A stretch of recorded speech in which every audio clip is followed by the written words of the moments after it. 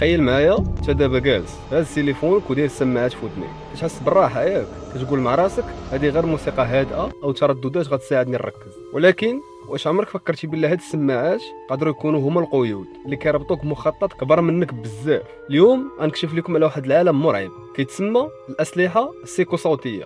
غنتكلموا على شركات عالميه ومنظمات سريه كينفقوا الملايير باش يوصلوا لودنيك، ونعطيكم قصص حقيقيه وتواريخ بدمها باش تعرفوا بلي هادشي اللي كتشوفوه في تيك توك ماشي مجرد صدفه. هذه حرب على عقلك الباطن.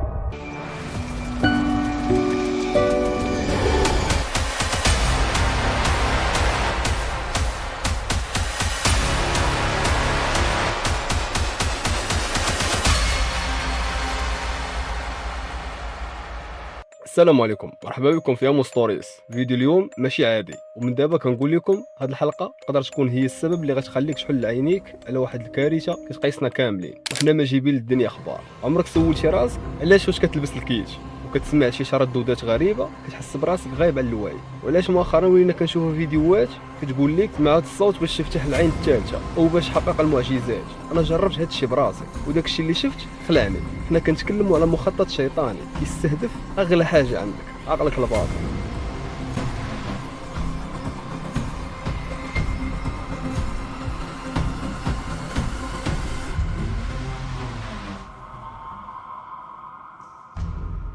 Do you hear that? That humming? I don't think so. No? Maybe your subconscious mind does. Let's talk about it. Silent Sound Spread Spectrum, also known as SSSS, S-Quad, or simply This Squad, kind of mind control can be done pretty much anywhere, at any time. The SSSSs are broadcasted using radio waves, and radio waves are everywhere. Side effects of the Silent Sound Spread Spectrum can also include fear, anxiety, despair, and hopelessness. Not so fun.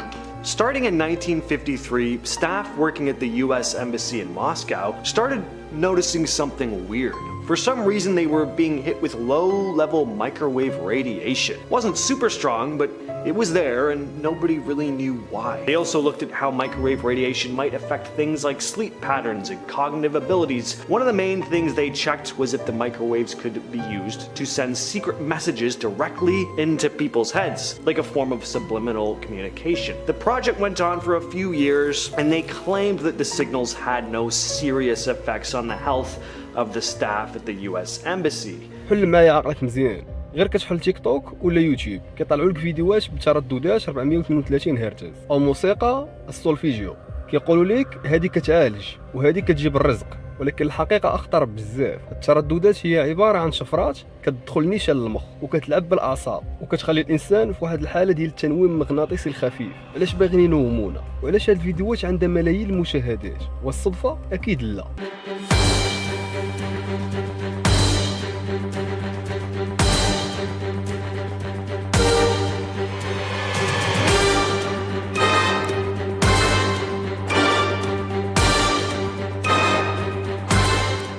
باش نفهموا هذا الشيء خاصنا نرجعوا للور في الستينات والسبعينات. المخابرات المركزيه الامريكيه دارت تجارب سميتها MK Ultra باش يشوفوا كيفاش يسيطروا على عقول البشر باستعمال الاصوات والمخدرات.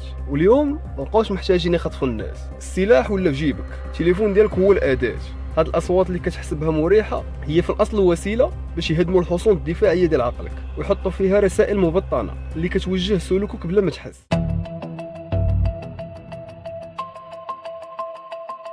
Under code names like MK Ultra, the CIA spent 25 years and $25 million on secret mind control research. We're examining Project MK Ultra, a clandestine and controversial program conducted by the Central Intelligence Agency from the early 1950s to the mid-1970s, which remains one of the most infamous chapters in the history of U.S. government experimentation. It was the most secret program ever conducted by the CIA in the United States. Project MK Ultra had its roots in the Cold War era, marked by heightened tensions between the United States and the Soviet Union. Fears of mind control and brainwashing techniques being employed by the Soviets prompted the CIA to initiate its own research into mind-altering substances and methodologies. At a time of paranoia about the so-called Red Menace, the Americans believed the Soviets and Chinese might well have devised an effective brainwashing method. and the CIA was determined to crack it. In 1953, CIA Director Alan Dulles approved MKUltra, assigning it to the technical services staff of the CIA. The primary objectives of MKUltra were to develop methods for mind control and interrogation, with a focus on chemical and psychological means. The new goal is to cause an individual to become subservient to an imposed control, to the point where he will perform acts against his will and then have no memory of the act. The program aimed to explore ways to manipulate and control individuals' behavior, extract information, and create agents who could carry out tasks without conscious awareness. وانا دابا جيت نقول لكم شنو لقيت من بعد بحث وتحقيق في المواقع المظلمه. قررت ندخل لواحد المنتديات اللي ما كيدخل ليهاش اي واحد، وبحثت باللغه الانجليزيه وعبر الدارك ويب. لقيت ناس كيتكلموا على غسل الدماغ الجماعي، لقيت فيديوهات كيستعملوا فيها ترددات معينه مع صور سريعه بزاف، العين ما كتشوفهاش ولكن العقل كيسجلها. هاد الصور فيها رموز ماسونيه وعيون واشكال هندسيه غريبه. الهدف هو يربط الاحساس بالراحه بهاد الرموز باش نهار تشوفها في الحقيقه تحس بالانتماء لها بلا ما تعرف السبب. ولكن باش نفهموا الحاضر خاصنا نرجعوا 13 ابريل 1953. فهاد النهار مدير المخابرات الامريكيه الان دالاس عطى الضوء الاخضر للمشروع MKUltra. الهدف السيطره التامه على العقل البشري. واحد من الفروع ديال هذا المشروع كان كيتسمى التنويم الصوتي. كانوا كيجيبوا سجناء كيديروهم في غرف معزوله، كيسمعوهم ترددات معينه لمده 24 ساعه بلا توقف. هاد السجناء كيبداو يحسوا باللي الجدران كتحرك، كيبداو يسمعوا اصوات جايه من الداخل ديال الرؤوس ديالهم، ومن بعد 48 ساعه الشخص ما كيبقاش يقدر يرفض اي امر كيتقال ليه. والخطير في الامر هاد الترددات اللي كانت كتستعمل تما هي الجد الاكبر ديال هاد الترددات اللي كنشوفوا دابا في يوتيوب. واش كتظنوا باللي المخابرات غتحبس مشروع ناجح بحال هذا؟ طبيعه الحال لا، وما غير حولوه لنسخه ديجيتال وقدموه ليك في طبق من ذهب. Mais diriez-vous que je suis un malade? Pourtant, l'histoire est absolument vraie et est incroyable. On est en 1953. L'Amérique du président Eisenhower vient juste de sortir de la guerre de Corée et la peur contre le communisme est à son paroxysme. Le mécartisme crée le doute sur tout le monde dans la société. Tout le monde pourrait être un rouge. Alors que les prisonniers de guerre américains commencent à revenir au pays après avoir été détenus en Chine, l'armée réalise que plusieurs présentent des symptômes de désorientation et de vide intérieur. Pour eux, rapidement, ça devient clair comme de l'eau de roche. Ils ont été victimes de tentatives de lavage de cerveau. Les médias s'emballent et rapidement, la CIA décide de répondre. Le 13 avril 1953, le directeur de l'organisation approuve le lancement du projet MKUltra, dont l'objectif est simple, trouver une façon de manipuler l'esprit humain. Grâce au projet, il serait possible de trouver des méthodes d'interrogation infaillibles pour faire parler les espions communistes. On veut développer le sérum de vérité. Ainsi, le Congrès autorise des fonds pour la recherche sur la manipulation mentale de masse et 80 établissements sont choisis pour fournir des cobayes et aider aux tests hautement confidentiels. Des prisons, des hôpitaux, des universités sont choisis pour l'opération. Ensuite, ces institutions sont soumises à des traitements affreux. Pour commencer, on les déstabilise en les droguant au LSD. Puis, on leur fait passer des électrochocs 3 fois par jour, alors que le maximum est censé être de 3 fois par mois. Après des centaines de traitements, on les place pendant des longs mois, en isolation totale, dans des caissons de privation sensorielle, en leur faisant écouter toujours des phrases répétitives 24 heures sur 24. Une fois que la personne atteint un état de confusion aiguë, de désorientation grave, qui sait plus manger, dormir, ou même gérer sa vessie et ses intestins, alors on peut commencer la réécriture du cerveau. On leur a injecté des substances, détruit la personnalité et brisé la vie. Il est temps que le gouvernement canadien, collaborateur délibéré dans ce dossier, accepte sa responsabilité juridique là-dedans. C'est une question de justice, de dignité humaine. Mais malheureusement, médiatiser cette histoire-là, ce serait faire la démonstration aux gens. Le gouvernement est capable de faire en toute impunité des choses dont on se douterait jamais. Que parfois, c'est lui le juge, le jury.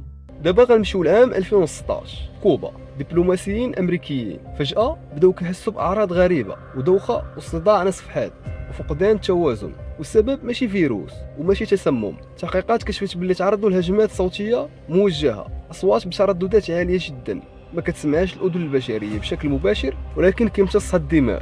الضحايا وصفوا الصوت بحال بومبي، النحل كيزنزن وسط الجمجمه ديالهم. هادشي كيثبت باللي الصوت سلاح يقدر يحطم الخلايا الدماغيه بلا ما يلمسك شي واحد. باش كنشوفوا دابا فيديوهات الترددات القاتله اللي كتدعي علاج الامراض، حنا فعليا كنلعبوا بنار اللي خرجت على دبلوماسيين مدربين.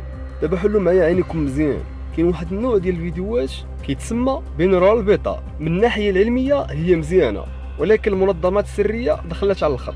في سبتمبر 2024 وقعت ضجه في واحد المنتدى خاص بالمبرمجين. واحد الشخص مجهول حط كود كيستعمل في خلفيات موسيقى الاسترخاء المشهوره.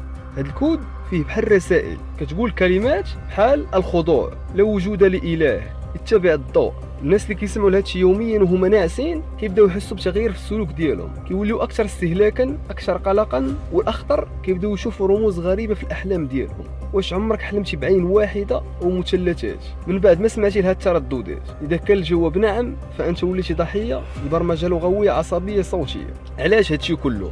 وعلاش هاد الهوس بالسيطره على السمع؟ الدين ديالنا واضح، الشيطان كيحاول يغوي الانسان بكل الطرق، ومن اهم الحواس وهي السمع.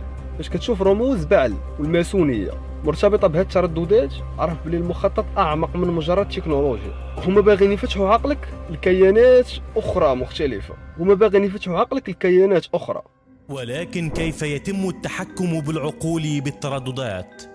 حيث توصلوا إلى طرق شيطانية لاختراقك من الداخل والاستحواذ عليك بأحدث تقنية عرفها التاريخ، ليجعلوك تنفصل عن دينك ودنياك بتقنية دقيقة غير مرئية ولا محسوسة للسيطرة على كل سكان أهل الأرض واستعبادهم. فوجدنا أنه تم استخدام الترددات الصوتية للتأثير على الموجات الدماغية، وبالتالي التأثير على صحتنا الجسدية والعقلية. فلقد تمكن العلماء تسجيل ردود الفعل الإلكترونية من الدماغ ورسم خرائط لها عند سماع ترددات معينة. في الطقوس القديمة كانوا كيستعملوا الطبول بترددات معينة باش يوصلوا الناس لحالة اللي كنسميوها حنا بالجدبة أو فقدان الوعي، باش يسهل السيطرة عليهم. اللي كيوقع دابا هو نفس الطقس ولكن بطريقة عصرية باستعمال الوايف والديجيتال. هنا خوتي كنقول لكم بلا وصلنا للاخر ديال الفيديو، والحاجه اللي بغيت نقول لكم بلا ان السمع هو الحاسه الوحيده اللي ما كتنعش حتى وانت ناعس، ودنيك خدامين وكيسجلوا كلشي في عقلك الباطن. ما تخليوش اي فيديو مجهول المصدر يدخل لداخل ديال راسكم. القضيه ماشي ضحك، القضيه فيها برمجه اجيال كامله باش تكون قاطع كيسمع ويطيع. النصيحه لكم رجعوا للفطره، رجعوا لذكر الله والقران. هذا الشيء هو التردد الوحيد اللي كيحمي الروح والعقل. واذا وصلتي معايا لهنايا فانت دابا وليتي واعي بالخطر. بارطاجي هذا الفيديو مع اي واحد كتعرفو كيدير هاد السماعات بالليل والنهار، وكتب لي في التعليقات الراي ديالك على هذا الموضوع. كان معكم يا مستوريس، نشوفوا الفيديو الجاي ان شاء الله.